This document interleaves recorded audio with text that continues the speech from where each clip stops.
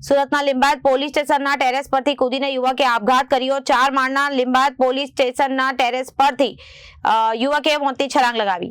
સ્ટેશનના કમ્પાઉન્ડમાં પટકાતા ઘટના સ્થળે યુવકનું મોત નીપજ્યું હતું। પોલીસની હાજરીમાં યુવકે ટેરેસ પર કેવી રીતે પહોંચ્યો અને તેને લઈને સવાલો ઊભા થયા છે।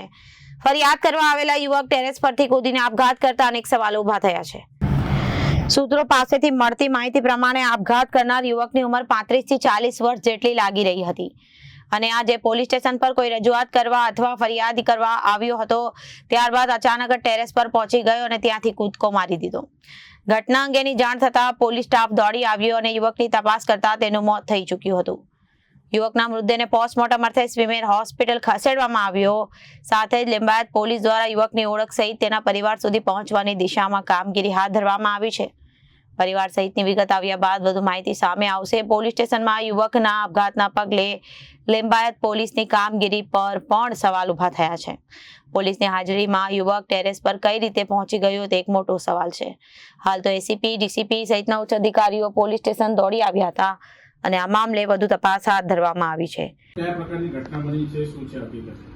લીંબાયત પોલીસ સ્ટેશનમાં આજ સવારના લગભગ 9:30 ની આસપાસ एक अजाणो विषम अत्यारे पोलीस स्टेशन खाते आवेलो अने पीएसओ पासे आवी अने असंदिग्ध बधी वातो करतो हतो जेना उपरथी मानसिक अस्थिर होय एवुं जणावतुं हतुं।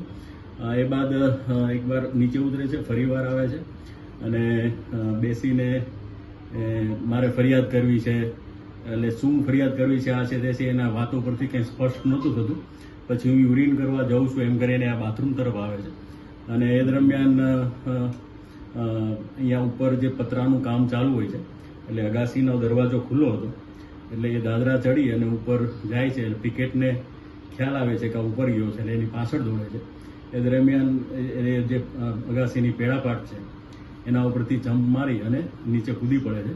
એટલે જેતું ત્યાં સ્થળ ઉપર જ એનું મૃત્યુ નીપજે છે। જેથી પોલીસે હાલ અકસ્માતનો દાખલ કરી અને આગળની તપાસ હાથ ધરી છે અને એનું હાલ પોસ્ટમોર્ટમનું કામ ચાલી રહ્યું છે। યુવકની પરિસ્થિતિ કેવી હતી?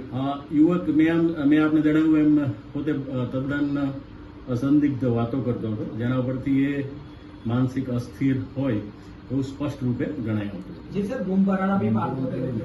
હા જે મેં જેમને કહ્યું એમ કે એની વાતોમાં કોઈ તાળો મેળ હતો નહીં અને બિલકુલ એક માનસિક રીતે સ્થિર ન હોય એ વ્યક્તિ જેવું વર્તન કરે એ ટાઈપનું એનું વર્તન હતું।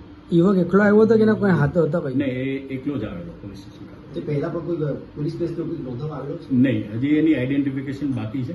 પોતાનું નામ એને અંબાલાલ જણાવેલ છે અને લીંબાયત વિસ્તારમાં રહે છે એવું એકવાર જણાવેલ, એકવાર કોઈ બીજા વિસ્તારમાં જણાવેલ છે। એટલે એનું પોતાનું શું સરનામું છે એ પણ પોતે સ્પષ્ટ કરેલ નથી। હાલ એનું કોણ વ્યક્તિ હતો એની પણ પોલીસ ઇન્ક્વાયરી કરી રહી છે। Bureau report Janadesh news.